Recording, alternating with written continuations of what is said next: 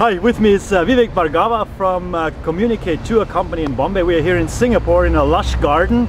It's pretty hot and humid as it used to be here in Singapore. And Vivek is running a company that is doing online marketing. Can you explain exactly, Vivek, what Communicate2 does? Sure.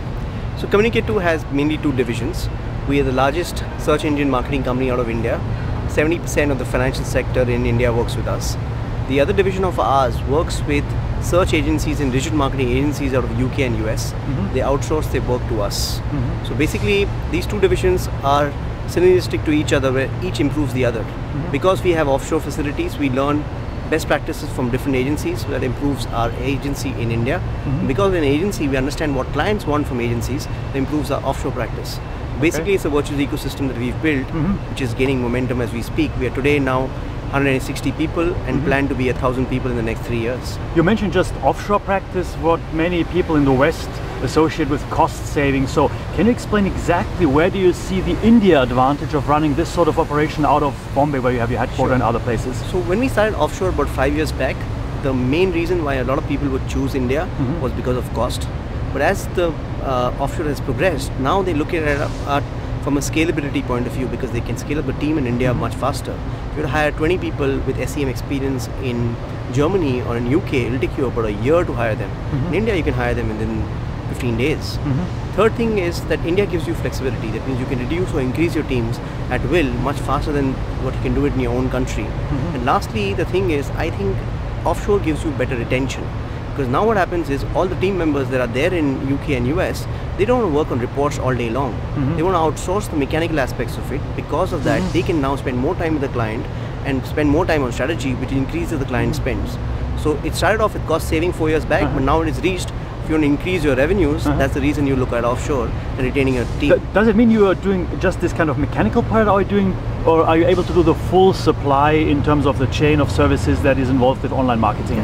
So basically, in the last 4 years, we've grown a lot as a company, both in terms of expertise. So today, we are having 120 plus CAP professionals. We're the Google certified analytics company, the only 2 companies in Asia and the only one in India.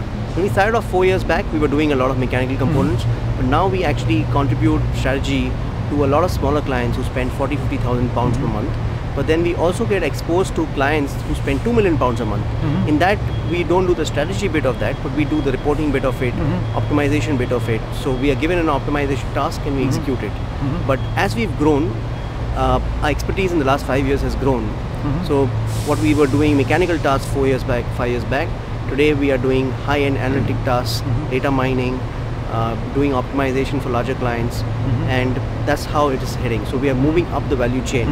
But still, a lot of clients who work with us, a majority of the work that they outsource to us in the early phases, it's still reporting and mechanical tasks. Okay, if we speak about search engine marketing in the sense of setting up campaigns, to what extent are you bound to English language, or are you also able to work on different languages, for instance German?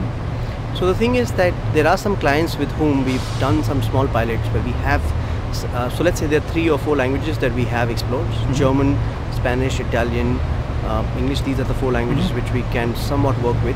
English, we're really good. So English is something which we are confident, out of a 160 people team, 157 of them are English. So other languages we are still exploring.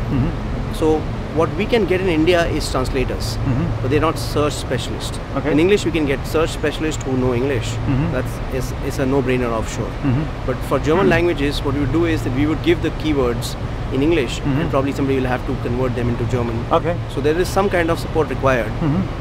Or we would get a German translator, but then somebody will have to look at the keywords, because the translation may not be as accurate as appropriate. So there has to be hand-holding. What we've seen is that I know a lot of companies who do offshore in different languages. So our expertise till now is English, but German is something that we definitely would like to consider. In a presentation yesterday, you spoke about Google, and for you, Google is way more than just a search engine. For you, it's also a research tool. Can you elaborate that on 1-2 examples? Sure. So see, my belief is Google is the closest man has ever come to creating a mind-reading machine. Every time when you search for something on Google, that's what you're thinking.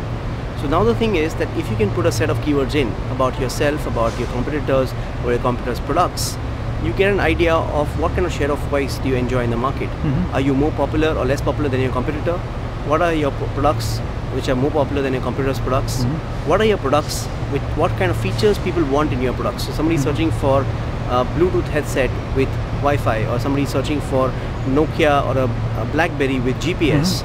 So then BlackBerry can understand that if there are so many people searching for BlackBerry with GPS, then probably in the feature that they want to add to BlackBerry, GPS is the feature that they should be thinking of. So basically, Google along with analytics gives you the insights about what people want from your products and services. So if you can read those insights and incorporate that in your product development, I think you can get a huge competitive advantage from your competitors. Thanks, Vivek, for sharing your insights, and enjoy the rest of your stay here in Singapore. Thanks a lot, my friend. Bye-bye. Bye-bye.